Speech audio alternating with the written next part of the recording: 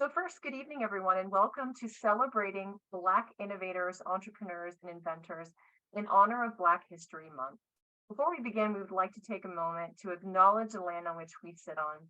WEtech Alliance sits on the traditional territories of the Three Fires Confederacy of First Nations, which includes the Ojibwa, the Odawa, and the Potawatomi. We respect the long-standing relationship with First Nations people in the place of the 100-mile Windsor-Essex Peninsula and the Straits of Detroit. Now, let me introduce myself for those that don't know. I'm Yvonne Pilon from WEtech Alliance, and I will be responsible for co-hosting tonight's session.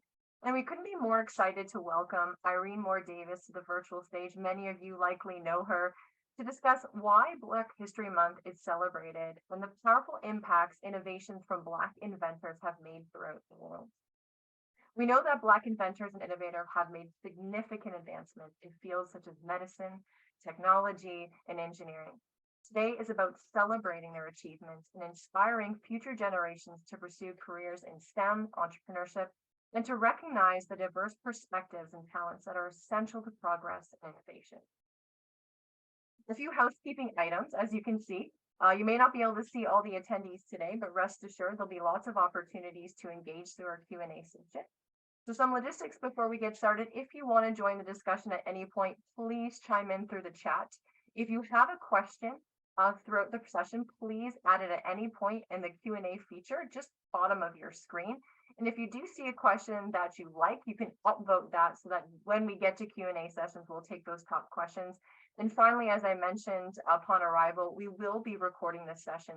A video file and relevant links will be shared with all registered attendees, and it will be available for our WEtech Alliance on our WEtech Alliance's YouTube station. So if you've got friends, family, anyone who you think this presentation would be beneficial for, you can easily share that and continue the learning from home at your leisure. If you'd like more information or want to learn more about the 2023 Windsor-Essex Black History Month activity schedule, there's still lots happening. You can visit amherstburgfreedom.org/BHM. And again, our production team will put that link in the chat. And if you happen to live or will be visiting Windsor-Essex, we highly encourage you to visit the 3 murals commemorating Black history that were unveiled today, actually, in McDougall Street corridor. The 3 murals honor the legacy of several residents of the McDougall Street corridor, a historical Black neighborhood in Windsor. So before we dive in tonight, I have the pleasure of introducing a colleague, Colin Grimman, Coordinator of Professional Skills and Entrepreneurship and Empowerment Squared, serving the Windsor-Essex region to the stage to share more about the newly established Southwestern Ontario Black Entrepreneurship Network, along with introducing tonight's speaker. So Colin, I'll invite you to turn on your screen and join the stage. I am delighted to be here with you all this evening. Just a bit about the Southwestern Ontario Black Entrepreneurship Network, or SWOBN for short. SWOBN brings together a number of partners led by Empowerment Squared to offer a dynamic resource for Black businesses, business owners, and entrepreneurs in Southwestern Ontario, helping them to launch and accelerate their business.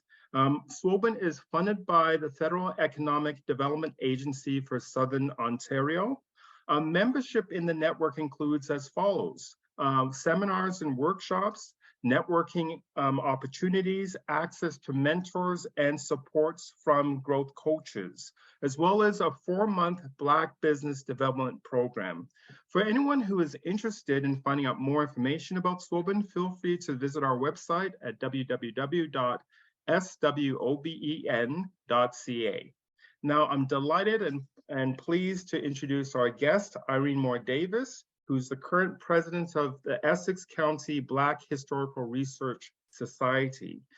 Irene is an educator, historian, writer, podcaster, and community advocate who speaks and writes frequently about equity, diversity, inclusion, as well as African Canadian history. She's a graduate of the University of Windsor, Western University, and Queen's University, and has taught at St. Clair College and Huron University College. Irene's published work has included poetry, history, and journalism.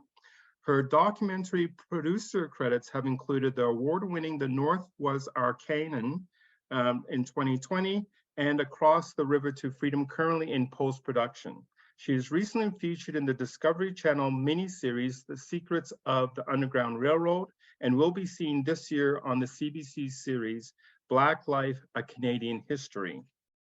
Besides fulfilling her role as president of the Essex County Black Historical Research Society, she's also the programming chair at Bookfest Windsor, co-host of the All Right in Sin City podcast, co-founder of Black Women of Forward Action, co-host of Your TV television program Talking Real Melanin, member of the board of Canterbury College, and a member of the University of Windsor Board of Governors. Nationally, Irene serves on the Dismantling Racism Task Force, as well as on the Strategic Planning Working Group of the Anglican Church of Canada. In 2022, Irene was the recipient of the Harriet Tubman Award for Commitment to a Purpose from the Ontario Black History Society and was named to the 100 Accomplished Black Canadian Women. Irene resides in Windsor, Ontario with her husband, Rodney Davis. Irene, I'm delighted to welcome you this evening. Thank you very much for joining us. It is my pleasure to be here. Happy Black History Month, happy African Heritage Month, happy Black Futures Month. I'm so delighted that we have this roughly an hour together. I'm going to be moving at kind of a whirlwind pace, but I want to assure you that there will be an opportunity for questions at the end, okay? I want to just sort of begin by saying that obviously Black History Month is so incredibly important in terms of sharing our stories, but I really love the fact that this year, the federal theme for Black History Month is Ours to Tell.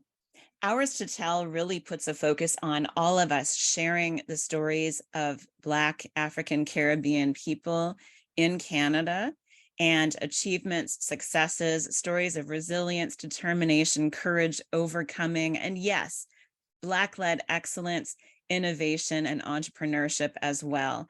So I'm really happy to be invited to share some stories with you today. They will be focused on Black-led stories of excellence, innovation, and entrepreneurship all across Canada, though I will include a special emphasis on local stories too, because our stories matter. So I hope that everyone can see my screen. This session is going to provide a historical perspective on the longstanding presence of African descendant communities in Canada, and we'll be placing a specific focus on stories of Black-led excellence, innovation, and entrepreneurship. And I wish we had a whole semester, but we've got this time together, so let's enjoy. I just want to make sure that we're aware, before I really begin with the meat of this presentation, of the longstanding presence of people of African descent in this country. And so there are several phases that I can touch on very briefly. That first contact in the period of European exploration and the first interactions with people of Indigenous heritage, of course, a very long time ago, was followed by a period of enslavement, and then followed by a period of people of African American descent coming up into Canada as Black loyalists who had fought for the British side in the American Revolution. So that was the next wave of immigration of people of African descent. Of course, many of us in this region are familiar with the tremendous history of the Underground Railroad and the resulting wave of immigration that occurred over a period of time as people sought legal freedom in Canada and in this region specifically from American chattel slavery. There was also, I hope everyone's aware, a period of immigration from the United States after the American Civil War, but before the early 20th century, African Americans who made an exodus to Canada after Reconstruction, that period after the American Civil War. And of course, many successive 20th century waves of immigration from the Caribbean and Africa. So sometimes there is a little bit of a misunderstanding that the period of African Black Caribbean presence in this city, community, region, and country began much later than it did. We know that the very first person of African descent to arrive here was a person who exemplified excellence, innovation, and entrepreneurship. His name was Mathieu DaCosta, and he came here with the French explorers in the 17th century, landing in Atlantic Canada. He was a Portuguese-born person of African descent who was traveling with the French explorers as a navigator. He had navigational skills. He was a person who was interested in establishing trade relationships with the indigenous people who were found here. And it's very interesting that he was used as a translator. He was used as an interpreter. These were skills that he somehow had. There are varying theories about how Mathieu DaCosta was able to communicate with indigenous people on the Atlantic coast in what's now Nova Scotia especially. Did he have some knowledge acquired from previous exploration of people of African descent coming to this area? Or was it that there had been some previous relationships with fishermen who had come across from Western Europe, or indeed from places like Portugal and Spain to the Atlantic Canadian region? No one really knows, but he settled for a while in New France on the Atlantic coast and was a very interesting individual, the very first person of African descent and a free person of African descent who came here. Followed by that, unfortunately, there was the transatlantic slave trade that brought the next wave of immigration of people of African descent to Canada. But I want to call attention to the fact that even though people were living in slavery, their innovation and their excellence fueled the economies of places like Windsor, Amherstburg, Sandwich, and other locations all across the settled portions, European settled portions of Canada, including what we would now think of as Quebec, Ontario, and Atlantic Canada. Here in this region where I'm sitting in Windsor and Essex County, enslaved people of African and Indigenous descent were involved not only in agriculture and housekeeping and things of that nature, but very much involved in the fur trade, very much involved in a variety of commercial businesses, commercial enterprises of the so-called founding families of this region. And there were even enslaved people who, upon acquiring their freedom, had opportunities to own their own businesses in the early colonial period. Someone who comes to mind is Marie Marguerite Rose, who began her time in Canada, in Atlantic Canada, as an enslaved person, but ended up co-owning a pub in what is now Louisbourg. So there are some stories like that. But there was a period of tremendous slavery that existed. We have to take ownership of that. But I always want us to remember that people demonstrated excellence, innovation, new ways of thinking, creative thinking, problem solving by the way that they resisted slavery. I want to give two examples of that before we move on to the happier portions of this presentation. You know, there was a gentleman named James Ford who was enslaved in what is now Amherstburg, who found an opportunity after several years of enslavement to get into a boat, get across Lake Erie, make his way to Sandusky, Ohio, where he became a free person landing in the territory of Ohio. This was in the late 18th century, but he used his knowledge of this local terrain, this local geography, to become an Underground Railroad operative who could assist other people to escape later on from places like Kentucky and Tennessee through Ohio to what we would now call Essex County. Very interesting indeed. Or I think of a woman named Peggy Pompadour, who was enslaved by Peter Russell, who was the president of the Legislative Council of Upper Canada in the late 18th and very early 19th century. You know, she was living in a condition of slavery that was not natural for her, and she knew it. And she is one of many examples I can think of people who repeatedly escaped, found ways to damage property, resist slavery, get away. She lived for a long time on the banks of the Humber River with her son, Jupiter. These are people that sort of really demonstrate for us what it was like for individuals who knew that the condition of slavery was not just, not right, and not natural, and who began to demonstrate different ways of resisting that institution. And of course, when we look at those examples of the 30,000 or so individuals who fled from chattel slavery in the United States to make it here to Canada, most of them crossing at the Detroit River frontier, which is why our Canadian federal historic plaque about the Underground Railroad is located here in Windsor at the Tower of Freedom Monument. These were individuals who showed tremendous problem solving, critical thinking, determination, absolute courage, and innovation in the ways that they made it here. We sometimes have the misconception that the Underground Railroad travelers or freedom seekers who came from the Southern United States to Canada on the Underground Railroad were perhaps assisted most of the way by anti-slavery activists or Underground Railroad operatives. Sometimes the narratives of the time and the very coded language of the time may give us the false impression that they were treated almost like inanimate objects, being handed from point A to point B by kindly abolitionists. That was not the case. We understand that the records that we so often have seen from Underground Railroad narratives, not those that are conveyed by the freedom seekers themselves, have come from mostly affluent white male individuals who were telling the stories of how instrumental they were in the Underground Railroad. So sometimes they would somewhat enhance or embellish the level of involvement that they had or the level of control that they had.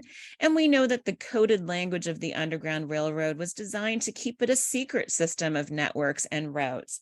So no one would say, I'm going to be sending forward to you within 2 weeks 3 adults and 1 child who are fleeing from slavery. Instead, they would say things like, I'm sending you 3 large parcels and 1 small package, and they'll be arriving in Boston in 2 weeks. So we have to understand that, in fact, these individuals had to demonstrate tremendous excellence and innovation in their ways of navigating this very complicated secret system of routes to get to freedom, despite the immense dangers. And when I look at census records of this region specifically, and I see people who had arrived here in the 1840s, 50s, and 60s, or sometimes earlier than that, from places as far away as Texas, Louisiana, Alabama, Mississippi, North Carolina, South Carolina, Georgia, Virginia, Arkansas, and Missouri, and nearer states like, for example, Kentucky and Tennessee. I can't imagine making those journeys of hundreds of miles, and I want to always make sure that we are centering and focusing on and celebrating these ancestors who did this incredible feat of making it here with very few resources and often without the gift of literacy. So here in Windsor, where I'm based, we certainly celebrate the Underground Railroad, and that's a very favorite piece of our Black history that we like to celebrate here because this region was so significant. I want to say that sometimes we don't focus enough on how people did once they got here. There were numerous individuals who came up to interview the formerly enslaved people who had made their way here to Windsor and Essex County or to other parts of the province, other parts of the country, in fact, as we would now think of it, the various British North American colonies and places where people of formerly enslaved condition had arrived. And one of those individuals who conducted a lot of interviews and a lot of research was Benjamin Drew. Another was Samuel Gridley Howe. These were both American researchers who wanted to come up here and talk to the freedom seekers and find out how they were doing. Well, what they found and what we continue to find out about is that many individuals, once they had gone through the initial refugee crisis and made their way here to freedom, gotten settled, found some accommodations of a permanent nature, and found work, did pretty well. It was amazing to see how many became entrepreneurs, using their skilled trades and other skills that they had acquired over time in slavery and profiting from their own labors for the first time. I could talk about this for an entire semester, but what I will say is just a couple of examples. The McCoy family came up having been enslaved by tobacco farmers in Kentucky and established themselves as successful tobacco farmers here using the skills that they had acquired and that they had used without having any access to the profits of their labors. And Mr. George McCoy actually became a tobacconer who also sold cigars and things of that nature. Thomas Jones was a man who had lived in slavery all of his life, had many skills, came up here to Windsor and established a successful plastering business. The Lawson brothers were two individuals who had been enslaved in Kentucky, who made their way here, found that there was a ready market for the lumber, the beautiful, rich lumber of this region, and became so successful selling their lumber to markets around the Great Lakes that they actually purchased 2 schooners to get their goods to the right markets. So we really have to appreciate and focus on those success stories and understand that it was not just a case of individuals coming up here from slavery and relying on the kindness of strangers. No, individuals who came out of slavery and had an opportunity to prosper for the first time, send their kids to school for the first time, made the most of those opportunities. And we are so grateful for their examples. I cannot talk about entrepreneurship and innovation and excellence without touching on a very famous person, Josiah Henson. Josiah Henson may be known to some of you as one of the most interesting and fascinating and famous members of the Underground Railroad community in mid-19th century Canada. He was the first person of African descent to appear on a postage stamp and a very noteworthy abolitionist and anti-slavery orator.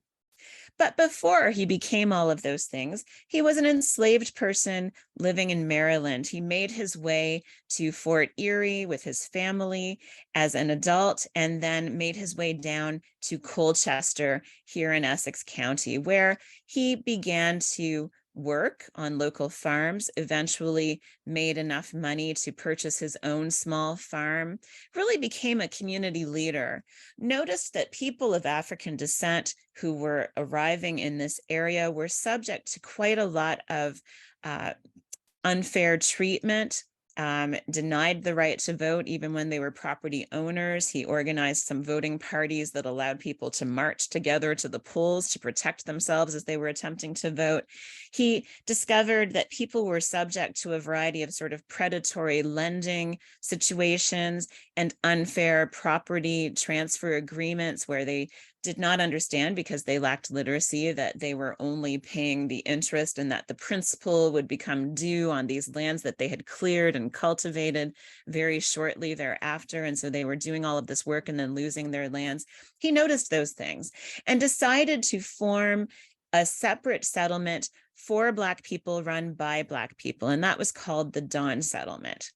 And that was located in Dresden, where one can now find the Josiah Henson Museum for African Canadian History, which used to be called Uncle Tom's Cabin, because Josiah Henson, through his amazing autobiography, had become sort of the model and the inspiration for the lead character in Harriet Beecher Stowe's groundbreaking novel, Uncle Tom's Cabin.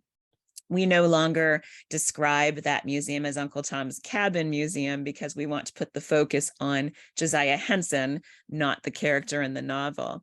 And along the way, he also established quite an excellent set of industries on that Dunn settlement, a variety of mills, a tremendous lumber operation that was selling beautiful black walnut to markets as far away as Great Britain. And he also established quite an interesting horse breeding operation. He was breeding pretty fancy horses on that settlement and selling them all over. But he also established a Black militia that defended the fort in Amherstburg during the 1837-1838 rebellion. So what an amazing model he was, a tremendous role model and leader. I hope that people who are from Windsor or Sandwich know about Henry Bibb and Henry's wife, Mary Miles Bibb. Unfortunately, we have no images of Mary Miles Bibb available to us. I'm sure someone has one in an attic or a basement somewhere, but we've never seen them, anyone who works on this history. But Henry Bibb was a person of African descent who had been born into slavery in Kentucky and had made multiple attempts to escape. He knew that it was not his proper condition to be enslaved. And Mary Miles Bibb was a freeborn person of African descent who was a teacher from Rhode Island. They met at an anti-slavery convention in Boston, fell in love, and got married. Henry had made his way to Detroit successfully, finally, after many attempts to escape from his enslaved condition, and learned to read and write almost right away, became a journalist. Imagine that. He learned to read and write as an adult in Detroit, and then became a journalist, writing for various anti-slavery newspapers, most especially the Signal of Liberty. He published his autobiography. He became a noted speaker and writer on behalf of the anti-slavery movement. He basically was along with Mary Miles Bibb, a dream couple. They were the Black power couple of their time. When the Fugitive Slave Act of 1850 passed in the United States, Henry and Mary decided that it was safer for them to cross the Detroit River from Detroit and come over and live in Sandwich. As soon as they arrived, they began receiving fellow refugees from slavery and helping them to get clothing, housing, leads for employment. They ran sort of a settlement service out of their home. They established Sandwich's first school for people of African descent because people of African descent were being denied access to the schools at that time. They also worked very hard with others to administer something called the Refugee Home Society, which used philanthropic funds to buy large tracts of land across Essex County and sell them at discounted rates to people of African descent who had fled from slavery via the Underground Railroad so that they could become homeowners and farm owners, property owners with the right to vote, but also receive skilled trades training, protection, instruction about how to work with the local climate and crops, and so on. And they established the Voice of the Fugitive newspaper just within a few months of having arrived in Sandwich. The Voice of the Fugitive newspaper was the first sustained Black newspaper in Canadian history. It established the Black press in Canada. And this was something for which they sold subscriptions throughout the northern United States and even in Britain, as well as here in Canada West, or what we would now think of as Ontario. Tremendous, tremendous individuals. And for this reason, they, like Josiah Henson, are persons of national historic significance. Some of you may know that Mary Bibb Park exists on Sandwich Street next to Mackenzie Hall. And it is just at the entrance to that park that you will find the federal historic plaque that we unveiled in 2005, which was co-written between Parks Canada and the Essex County Black Historical Research Society. Mary Ann Shadd Cary was a woman of African descent who had never lived in slavery, born in Delaware, became a teacher, lived in a vehemently anti-slavery family of African descent, great number of activists and advocates coming out of that family. She met Henry and Mary Bibb at a convention at St. Lawrence Hall in Toronto in 1851, and they convinced her to move down to Windsor and become part of the solution. So she immediately came down, set up shop in the military barracks that were on what would now be the site of Windsor City Hall Square, opened up Windsor's first Black school, taught children during the day and adults who wanted to learn and to read and write at night, and very shortly thereafter established the Provincial Freeman. When she did that, she became the first woman in Canada and the first Black woman in North America to establish a newspaper. And that happened here in Windsor. And as some of you know, there is a beautiful sculpture of her by Donna Main at the University of Windsor downtown campus. She's a person of national historic significance. She is a member of the U.S. Women's Hall of Fame, has all kinds of accolades. She appears on 3 murals in this town, a bronze bust in Chatham, has a street named after her in Toronto, has a school named after her in Scarborough, many, many accolades. accolades. And this year we are celebrating her 200th birthday across North America. So look for events and activities to come in the spring, summer, and fall related to Mary Ann Shadd Cary's 200th birthday here in Windsor, where she once lived. Elijah McCoy is one of my favorite people to talk about. Elijah McCoy, had he been born in the US, where his parents had lived, would have not had likely the opportunity to be educated. But his parents were freedom seekers. George and Millie McCoy were freedom seekers who came up here from Kentucky, settled in Colchester, established the tobacco farm that I talked about earlier and the tobacconist business, and had an opportunity to send their kids to school. Well, Elijah McCoy was not just any ordinary student. Born in 1843 here in Essex County, he was a brilliant student. So brilliant, in fact, that he was sent over to Scotland to train as a mechanical engineer. When he returned to North America, he could not find work in his field because of racism. So he had to accept, unfortunately, a manual labor position with the Michigan Central Railway. But he did not stop there. He noticed that the trains were running very inefficiently, that they had to be oiled regularly. They had to stop the trains, oil the engines to keep them going. That was something that was inefficient and cost time and money, but also caused many more opportunities for injury to workers. So Elijah McCoy in his workshop designed an automatic lubrication cup. That lubrication cup dripped oil automatically on the train engines so that they could keep running without that manual lubrication being required. That was the first of 57 patents in Elijah McCoy's name. He invented so many incredible things: a new kind of lawn sprinkler, new tread for tires, various kinds of equipment for factories, steamships, revolutionized the railway industry, an incredible inventor that was born right here in Essex County and is often misunderstood as one of the greatest African-American inventors, but I say to you that we need to claim him as our own. You know, there were three very early Black lawyers that I always want to call attention to. One was Robert Sutherland, of whom we do not have a photo or an image. Robert Sutherland was Jamaican born and attended Queen's University, became a lawyer, practiced in Walkerton, was Canada's first Black lawyer. And if anyone's familiar with Queen's University, you may know that the School of Public Policy building at Queen's is named Robert Sutherland Hall. He actually left his entire estate, because he had no children or spouse, to Queen's University to keep it afloat at a time when it was risking bankruptcy. And so he really saved that institution. The second Black Canadian lawyer was Abraham Beverly Walker, the son of United Empire loyalists, Black loyalists who had settled in New Brunswick. But the third Black Canadian lawyer was not Canadian born either. He was a person of African descent who had been born in slavery and made his way to Essex County via Amherstburg with his parents as freedom seekers, and that was Delos Rogest Davis. Delos Rogest Davis was an incredible innovator, and let me explain how. Delos Rogest Davis, again, came here as a person fleeing from slavery as a child with his family. He had an opportunity to go to school for the first time. And he hadn't had that time, that opportunity in his early years, but around 8, 9, 10, 11, he starts going to school in Amherstburg. The family moves to New Canaan, which was sort of on the interior of the county.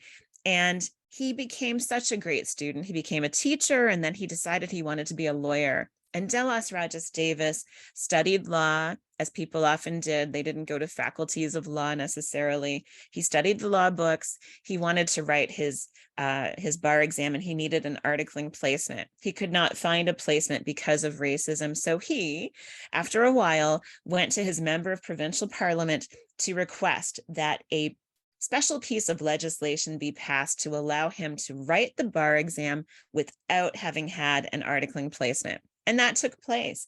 And Delos Rogest Davis became a lawyer, and not just any lawyer, a fantastic lawyer. He served as city or town solicitor for a number of municipalities. He tried some incredibly important cases. He had law offices in Amherstburg and Windsor, and ultimately was named King's Counsel. One of the things that I love about the story of Delos Rogest Davis is that his son also became a lawyer with an office in Amherstburg.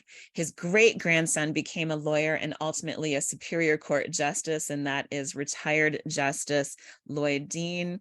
And his descendant is also Brunel Dean, who owns a tremendous paralegal firm here in our city. So what an amazing legacy he left. There were individuals who were extremely successful in the medical field too. I want to call attention to Alexander T. Augusta, who was American born, but the first Black graduate of the University of Toronto Medical School and really Canada's first Black doctor. And he was soon followed by Anderson Ruffin Abbott. Anderson Ruffin Abbott was Canadian born. He was an individual who had also grown up in a very abolitionist anti-slavery family, very involved in the Black communities in Buxton or the Elgin settlement, as well as Toronto and all of Chatham, Kent, as we would now think of it. And so they both graduated from University of Toronto Medical School. They both went down to the United States during the Civil War and served as officers for the Union Army, and were both involved in establishing the very first government-funded Black hospital in United States history, the Freedmen's Hospital in Washington, D.C. When the time of putting that hospital together was over, Anderson Ruffin Abbott decided to come back to Canada, where he served as county coroner for Kent County, established a number of really interesting organizations and businesses, and was just a tremendous community leader. But one of the ways in which he was a community leader that we find most fascinating today was the number of editorials that he wrote, letters to the editor protesting racist stereotypes and racist talk about people of African descent, racist discourse. He did that for many years and was a very clear and important voice on behalf of the African Canadian community. Sophia Jones was the first Black woman from Canada to become a doctor, although she did not do it here. She was born in Chatham to a very prominent family of people of African descent, including someone who was an incredible gunsmith. That was her dad. And she went down to the United States, became a doctor, attended the University of Michigan, eventually became a faculty member at Spelman College. And we look to her as someone who's just such a positive example of women breaking the mold. At a time when there were very few female doctors of any race, she went and was able to do that in the United States of America. This is a name that some of you may be familiar with, James Llewellyn Dunn. I must confess, similar to Marianne Shad Carey, who was my great-great-great-grand aunt, James Llewellyn Dunn was my great-great-grand uncle, but I'm not sharing his story because of that. I'm sharing it because James L. Dunn was a tremendous individual. He was born to formerly enslaved parents who had made their way here on the Underground Railroad. He had an opportunity to go to school. He became a clerk in a factory. And then he designed his own paint and varnish processes. And on that basis, he became the owner of Dunn Paint and Varnish Company here in Windsor. He had many employees. He was a man of influence and affluence and a community leader in the Black community and beyond. And, you know, I look back at records from things like the Amherstburg Echo from the 1870s and 1880s, where they're talking about just following the progress of his fabulous new house down by the river and so on. He was really an interesting character. But he could not send his daughter to the same school that other individuals of equal capabilities or equal affluence could, because school segregation was very much a situation in Windsor that went into the 1880s. In 1883, he sued the Windsor Board of Education for its segregationist practices because they were essentially making all of the Black children go to a very dilapidated property, very under-resourced, and not allowing them into the so-called white schools. He was unsuccessful in that lawsuit, but he got the best revenge and was elected to the school board as a trustee. And from there, on the inside, he had opportunities to create change and to start to desegregate the Windsor schools. He then got elected Windsor's first town councilor of African descent. And as some of you know, there is a school named after him, James L. Dunn Public School, which is a French immersion school at Giles and Mercer in the traditional McDougall Street corridor.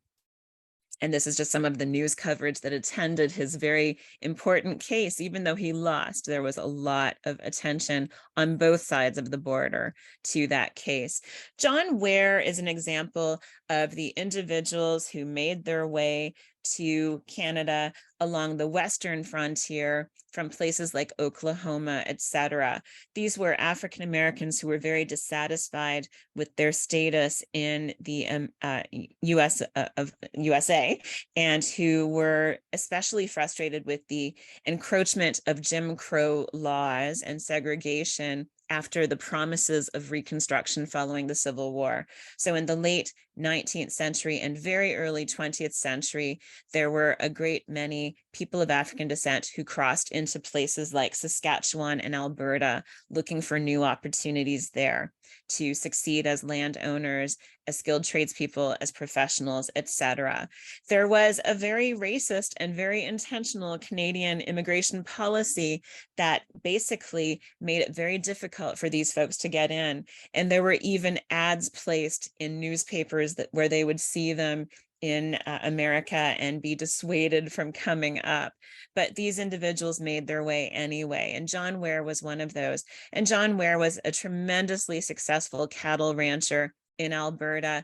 He is credited with innovating some of the tremendous cattle ranching techniques that are still very highly regarded among cattle ranchers in that region. But he's also credited with innovating some techniques that we would now think of as rodeo. And so he is often highly regarded and talked about in the context of things like the Calgary Stampede, where some of the innovations that he created are still in use as part of rodeo culture. William Peyton Hubbard, an incredible gentleman of African descent living in Toronto. He was a baker and a business person, but he invented something called the Hubbard portable oven. And this was in the 19th century, the late 19th century. It really took off as an invention. It was a much less cumbersome oven than anyone had experienced before. And it was very popular. He made quite a lot of money off of that, and then became Toronto's first Black city councillor. And I always want to call attention as much as possible to this gentleman, Cornelius Langston Henderson. Cornelius Langston Henderson was partially descended from people who had made their way to Canada via the Underground Railroad, although he personally grew up in Michigan. Cornelius Langston Henderson became the second person of African descent to graduate from the University of Michigan in civil engineering. And he did that amid very tremendously difficult circumstances in 1911. For his entire undergraduate career at U of M, he was not allowed to eat with, study with, or reside with fellow students of European descent. So he was very, very isolated, but he excelled and graduated near the top of his class regardless of that, but then could not find work as an engineer due to racism. Someone, after he had been looking for work for a long time and being offered things like janitorial positions in Detroit and the area, someone told him to apply to the Canadian Bridge Company, which was based here in Walkerville, Ontario. And so he did that, and he established a 47-year career with the Canadian Bridge Company that included work all over the world. He was designing bridges in New Zealand, Australia, various parts of the United States.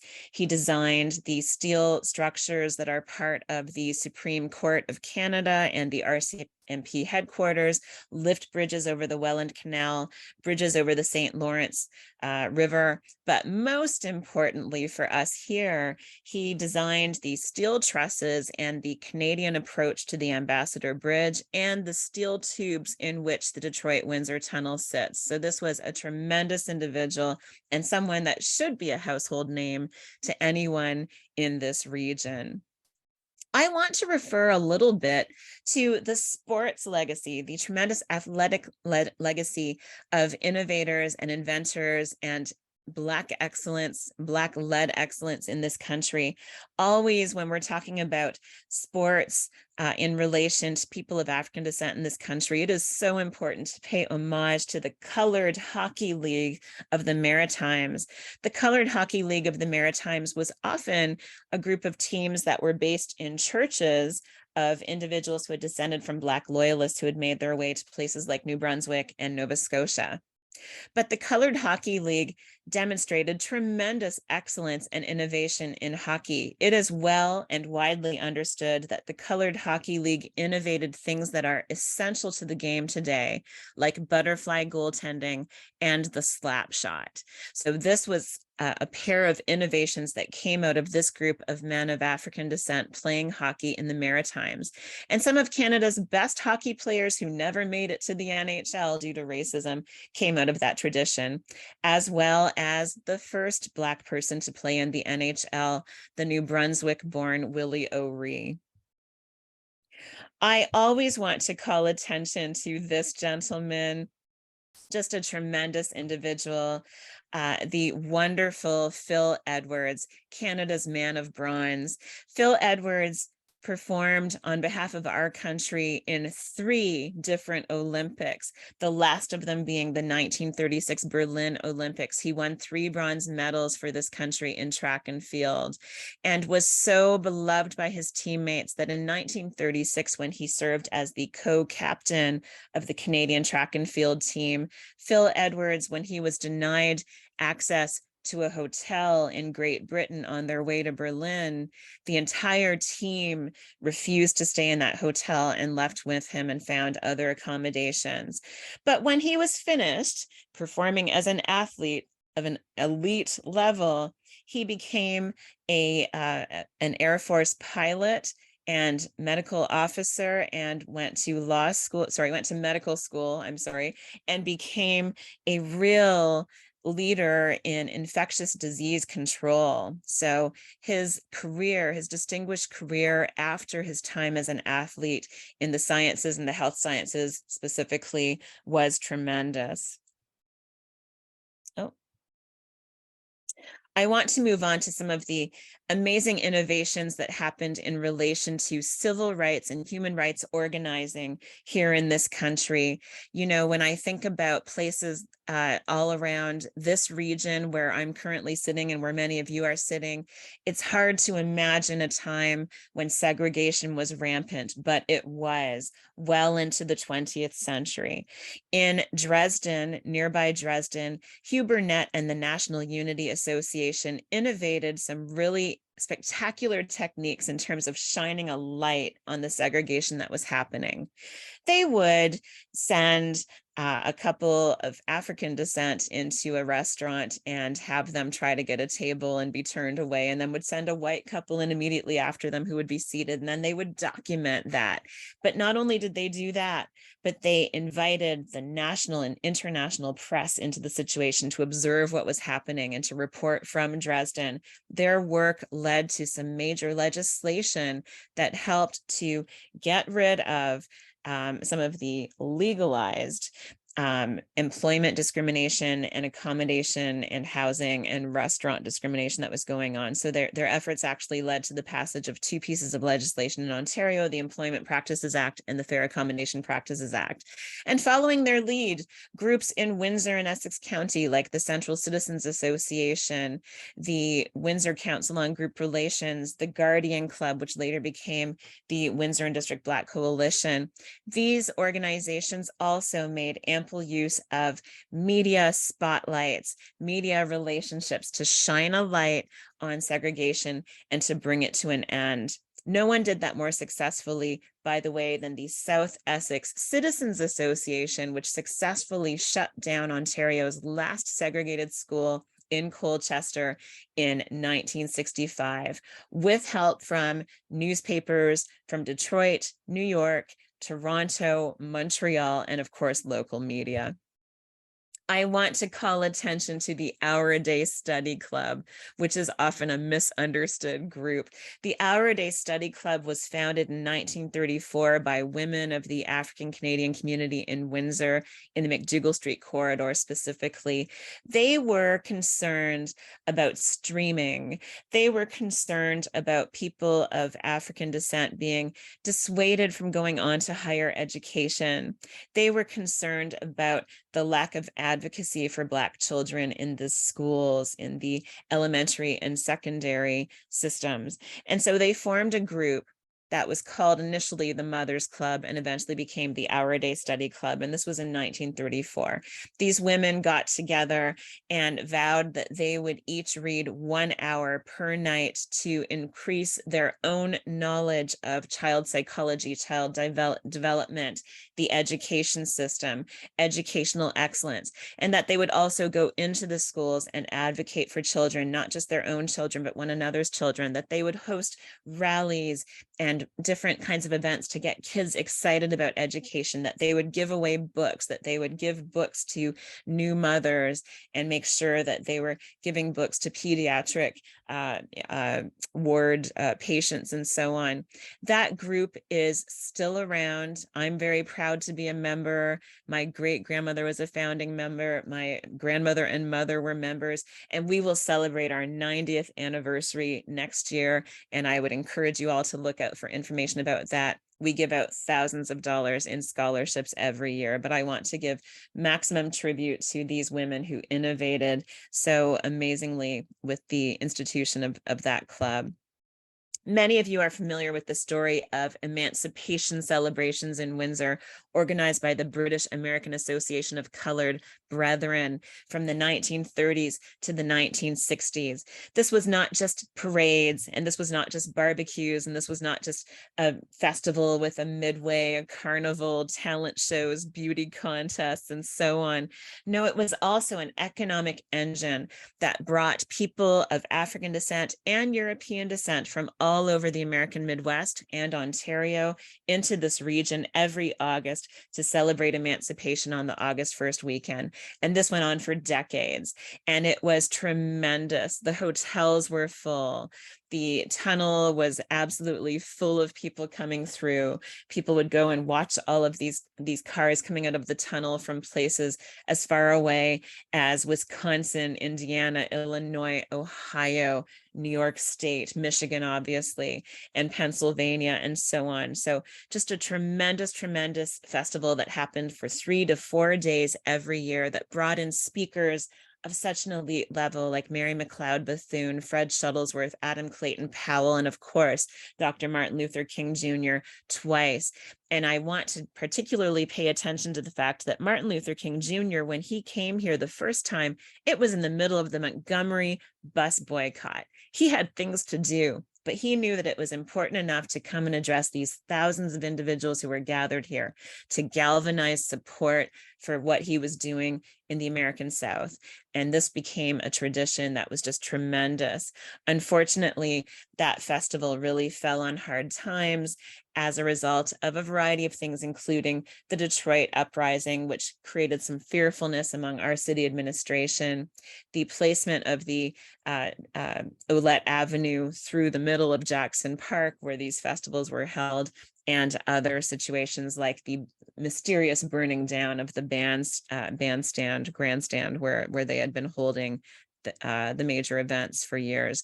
But always remember that the Emancipation Festival was a tremendous economic engine. There was a great amount of Black business and Black commerce that was happening in the McDougall Street corridor that I want to touch on briefly. The McDougall Street corridor is the traditional Black neighborhood of downtown Windsor. And for decades, it was a place where we had restaurants and various professional offices, dentists, lawyers, and doctors, and so on, where we had social clubs like the Frontier Social Club that you see here, banquet halls, an athletic club, a Black-owned hotel, the Walker House, all of those kinds of things, a bakery, clothing stores, and so on. Unfortunately, in the mid-20th century, across Canada, many urban communities and specifically minority communities were hit hard by urban renewal initiatives that were put into place. When you think about Africville in Nova Scotia, or Black Strathcona in British Columbia, those would be some of the more famous examples, but the McDougall Street corridor also suffered greatly as a result of that urban renewal trend, where they would sort of expropriate and demolish Black-owned or minority-owned businesses, homes, clubs, etc., historic churches, and replace them with new public housing, or in the case of Windsor, new public housing, as well as a lot of like parking lots and city buildings. So the heart was really torn out of McDougall Street corridor in the mid-20th century, and we lost a lot of commercial wealth and capital as a result of that. The last person I want to talk about in this context is the amazing Viola Desmond. Many of you know her as the face on the $10 bill, and many of you know her as someone who was a hairstylist, maybe, who was most famous for having been thrown out of the Roseland Theatre in New Glasgow, Nova Scotia, when she tried to sit in non-segregated seating on the main floor rather than in the balcony, and who initiated a drive for human rights and civil rights in Nova Scotia and became sort of not Canada's Rosa Parks, because she preceded Rosa Parks. This was in the 1940s, but the predecessor of Rosa Parks here in Canada. But I want everyone to know that Viola Desmond was not merely a civil rights activist and a hairstylist. She was someone who owned a beauty school where she taught other African Nova Scotian women how to style Black hair, how to do makeup, and so on. She also owned her own line of cosmetics, face powders and foundations and other things in all shades of the African diaspora. She was selling all kinds of beauty products. And in fact, she was traveling by car with her beauty products to sell them to markets around Nova Scotia when she had car trouble, had to stop in New Glasgow for the night, and the rest is history.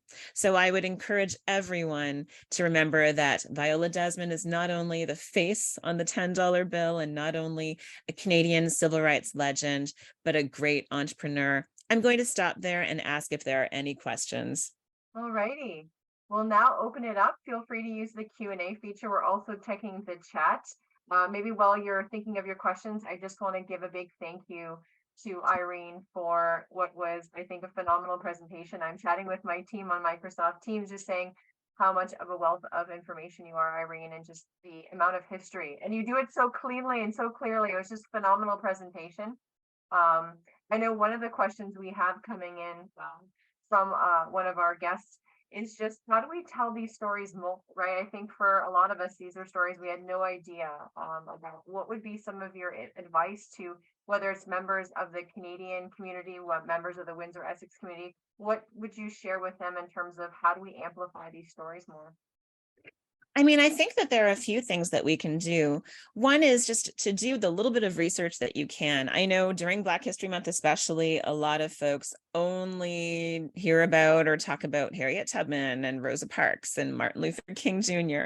So use the resources available to you. There are some great websites that focus on Black Canadian history, whether it's the Ontario Black History Society, Canadian Heritage, the Alvin McCurdy collection at the Archives of Ontario, and numerous others. Spend some time looking into those.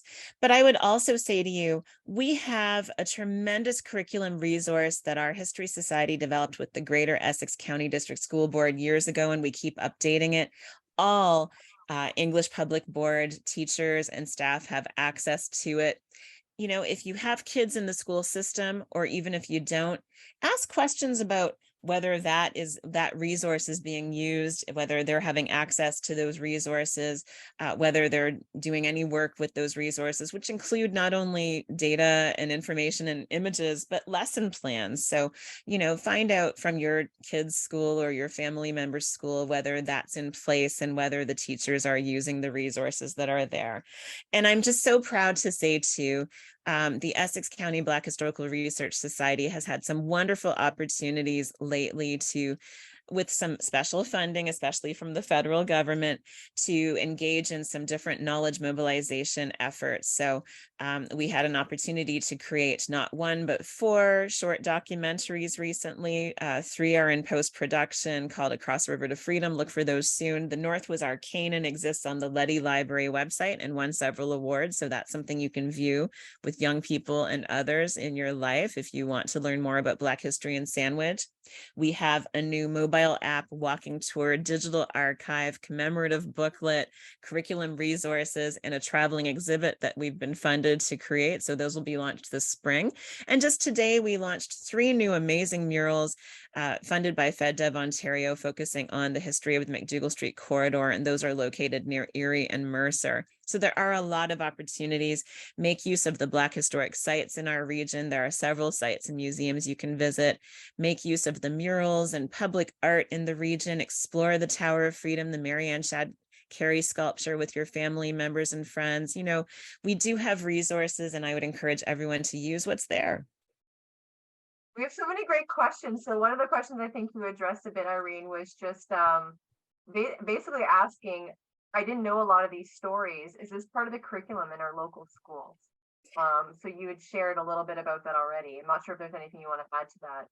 I mean, the Ontario curriculum really, the mandatory Ontario curriculum currently really does not include a lot of Black history. And I know what we always hear is there's not enough time. There are too many other things we have to cover. But I mean, until we see representation in terms of not only kids of African, Black, Caribbean heritage learning about their role models and historic figures and predecessors, but kids of all backgrounds learning about everybody. Too much of our curriculum is still focused on white, affluent, cisgender, heterosexual males, right? And we need to start really taking a look at that, talking to our elected representatives, making sure that it's understood that we want curriculum to be more representative of the people who live here, the people who live everywhere, and all of the contributions of people across history in Ontario and throughout Canada. But I would say too, again, focus on the great curriculum resources that have been developed. They're award-winning resources too, but I understand that not a lot of teachers find that they are able to use them. Maybe they feel they don't have enough time. You can drop 10 or 15 minutes into a lesson almost any time of year. So there are opportunities, and we want to make sure people make use of them. What we'll try to do for the attendees is break down some of the items that Irene shared in that follow-up email. So just kind of take them out and a link to those resources. So you have a comment here from Ryan saying, excellent presentation. I missed the year that the hour-a-day group photo was taken, or even just a rough time frame. It's in great condition. Yes, it is in great condition. That photo exists in the archives at the Amherstburg Freedom Museum and is part of the Hour a Day Study Club archive there specifically. It is from the late 1930s. And that photo was specifically taken of a time at Mrs. Ardella Jacobs' house. Ryan will know who this is. It was at Mrs. Ardella Jacobs' house. It was a group of Our Day Study Club members and other community members, women from the community, coming together for a home economics workshop with someone from public health who was sort of helping them to learn about hygiene in the home and ways to keep kids from getting sick and things of that nature. So there were many incredible developments, many incredible programs that the Our Day Study Club organized through the years, and we're still so proud of the work that's being done. Okay, we've got another question from Dion. Where would you suggest individuals start to look if they want to learn about their own ancestors who have experienced enslavement or come from the U.S.? Depending where your ancestors resided once they made it to Canada, there are incredible archives. The Amherstburg Freedom Museum maintains a tremendous group of family archives, archival information about various Underground Railroad families who settled in Windsor and Essex County and Amherstburg, but all through Essex County. In Chatham-Kent, there are tremendous archives at both the Chatham-Kent Black Historical Society, Black Mecca Museum, and the Buxton National Historic Site Museum. So depending where your ancestors came, you can definitely make use of those archives. But I mean, There are obviously some tremendous resources available online if you're interested in purchasing subscriptions to things like Ancestry or 23andMe. They also maintain quite extensive records. And certainly your local genealogical societies. If you're in the Harrow area, for example, the Harrow Early Immigrant Research Society has great resources. There are resources all around that you can look into, and certainly anyone is welcome to reach out to us at the Essex County Black Historical Research Society if they want some more leads on that. Thank you. And maybe I'll ask a last question is just we've launched the Southwestern Ontario Black Entrepreneurship Network. And thank you very much, Irene, for joining us for the launch of the Art Gallery. My question to you is, what advice do you have in terms of, how do we truly build a more inclusive entrepreneurial ecosystem and create more Black entrepreneurs and future innovators? I think that there are so many answers to that. That too could take a semester, but I mean, I would say the top two things I would say is I would say that the top two things I would focus on would be to continue looking at unconscious bias and the ways in which unconscious bias actually negates the efforts that people think they're making to be more inclusive. I know that there are just so many stories of people being denied access to capital, being denied opportunities, people having some sort of biases against participating in Black-owned or Black-led businesses. And we need to keep working on that. We can all do better in terms of being more inclusive in our thinking and resolving those biases and stereotypes that we carry within us that have been handed down for generations. It's not an easy thing to fix. But I would also say just make use of the great directories and information that exists about Black-led and Black-owned businesses. There are so many in this region. And if we want to truly be fair and spread the wealth and make sure that there's equal opportunity for everyone, it's great to have meetings and it's great to have occasional situations where there are vendors or opportunities to buy from people, but we really need to be very fair and equitable in our spending, support businesses where we can, make sure that we're being just, giving everyone equal attention and so on. I would also just say mentorship is really key. And if you have knowledge that you're willing to share, whether you are a Black-owned business owner or whether you are someone from another background, if you have knowledge that you're able to share to make things a little bit easier for people who are dealing with the historic disparities that continue to plague certain groups of people in this country, share that knowledge, spend some time, mentor, lift as you climb. Those are the ways that we can be helpful. Thank you so much, Irene. We will definitely take note of that. Is there any other questions? I want to thank you so much for all the great questions. Again, I don't know, Irene, if anyone does have any additional questions, would it be okay to reach out to you, whether it's on LinkedIn? I know you're active on socials as well. I am very easy to find. I use my real name for everything, so you can find me there. But also the Essex County Black Historical Research Society is easy to find, and email is the best way to get hold of us, ecbhrs@gmail.com. Excellent. Well, Irene, I want to thank you so much again for sharing your history lessons and all the great celebrations of innovation and excellence today. And I have a prediction that in 100 years, someone will be talking about you and what you've done, not only for our community, but for Canada as well. And I just want to finish up with just a few things. We do have some upcoming events to share with you today. First off, as Colin mentioned earlier today, registration is open for the Southwestern Ontario Business Entrepreneurship Network. So if you are interested, whether you're an early stage company or an existing company, please feel free to join, and our team will share the link again in the chat with you. Yeah, perfect. Thanks so much. We also have a number of upcoming events that are taking place in entrepreneurship. So again, there's a number of great organizations that are here to support you, including SWOBIN, WEtech Alliance in the innovation technology space, as well as organizations like the Small Business Center, Epicenter, and Genesis, among many others. Again, I've got a couple sessions. If you're a women entrepreneur, there's a large digital session happening on March 2nd called Strike Up Conference, free conference with phenomenal speakers from all different sectors and all different diversities.